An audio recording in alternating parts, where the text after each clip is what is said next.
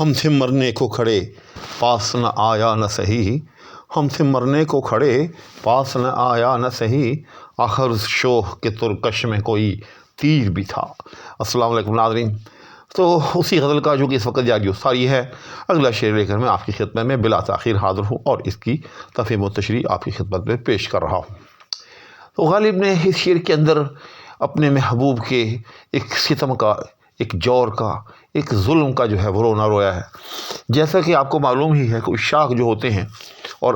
عاشق ہو اور پھر شاعر بھی ہو، اس کی اولین ترجیح یہی ہوتی ہے کہ وہ اپنے محبوب کے ظلم و ستم اور اس کے جور و جفا کا جو ہے وہ اپنے اشعار میں تذکرہ کرے۔ چنانچہ اس شعر میں بھی غالب نے اپنے معشوق کے جور و جفا کا تذکرہ بڑے خوبصورت انداز میں کیا ہے۔ ہوا یوں کہ غالب کو بھی جس طرح کے عام عشاق کی یہ خواہش ہوتی ہے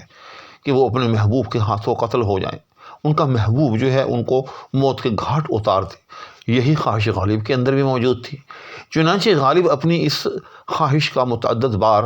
اپنے محبوب سے اظہار بھی کر چکے تھے۔ پھر ایسا ہوا ایک کسی جگہ حظ قسمت سے کہ غالب کا جو ہے محبوب کے ساتھ جو ہے وہ ٹکراؤ ہو گیا، ٹھیک،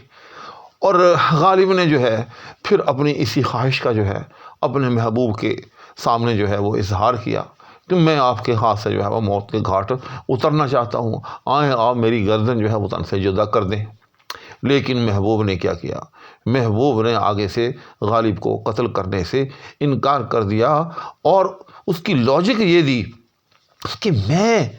اس کے قریب بھی نہیں جانا چاہتا۔ اچھا دیکھیے، اس کے اندر مجھے ایک بڑی ہی ایک لطیف چیز محسوس ہوتی ہے، وہ یہ کہ غالب کا محبوب اتنا ظالم ہے کہ وہ اس کو کسی بہانے بھی جو ہے وہ قربت کا موقع نہیں دینا چاہتا۔ کیوں؟ اس کے اندر بھی غالب کی ایک طرح سے ایک حسرت پوری ہو جاتی۔ وہ کیا حسرت تھی؟ اس کو قریب سے دیکھنے کی، گویا کہ ایک گناہ مرتے مرتے جو ہے اس کو وصل جو ہے وہ حاصل ہو جاتا۔ جیسے کہ غالب کی یہ خواہش ایک اور شعر سے ظاہر ہوتی ہے کہ مرتے مرتے دیکھنے کی آرزو رہ جائے گی، وائے ناکامی کہ اس کافر کا خنجر تیز ہے۔ چنانچہ غالب کو بہت شدید جھٹکا لگا کہ اتنی قربت بھی میسر نہ ہوئی کہ وہ مجھے آ کر جو ہے وہ پاس آ کر جو ہے وہ مجھے قتل کر دیتا، مجھے تلوار سے ہی جو ہے وہ قتل کر دیتا۔ تو غالب نے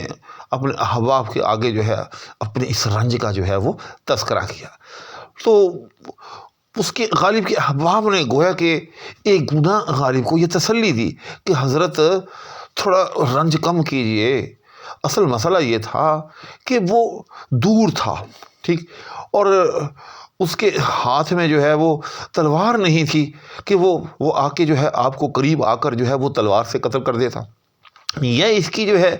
ایک لاجک یہ بھی ہو سکتی ہے کہ اس کے احباب نے غالب کو یہ کہا ہو کہ حضرت وہ کسی بھی صورت کے اندر اپنی قربت سے جو ہے وہ آپ کو فیض یاب نہیں کرنا چاہتا تھا، وہ آپ سے دور رہنا چاہتا تھا، اس لیے جو ہے وہ آپ اس سعادت سے محروم رہے، محبوب کے ہاتھوں قتل ہونے کی سعادت سے۔ تو اس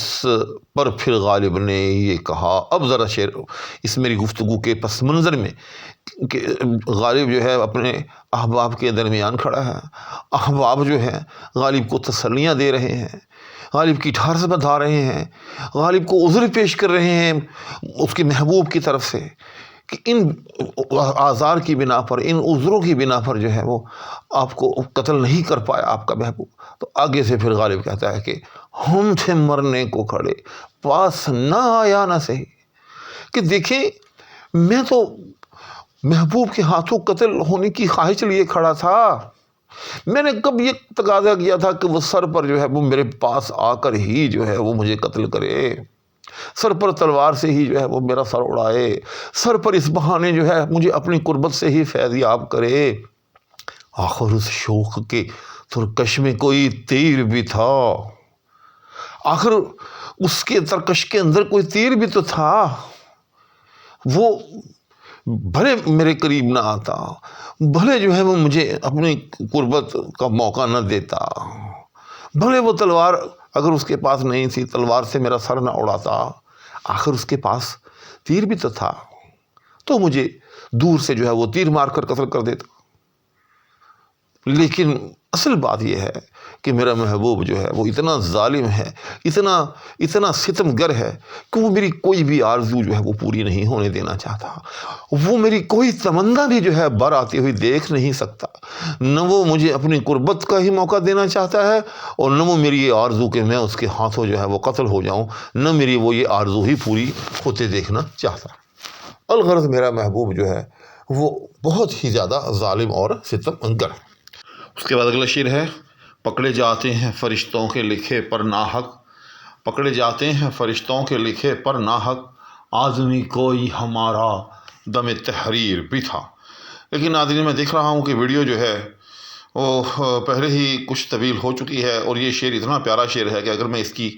کما حق و تشریح کرنے بیٹھ گیا اسی ویڈیو میں تو یہ ویڈیو بہت طویل ہو جائے گی، لہٰذا میں اس ویڈیو کو یہی ختم کرتا ہوں۔ اور یہ جو شعر ہے، پکڑے جاتے ہیں فرشتوں کے لکھے پر ناحق،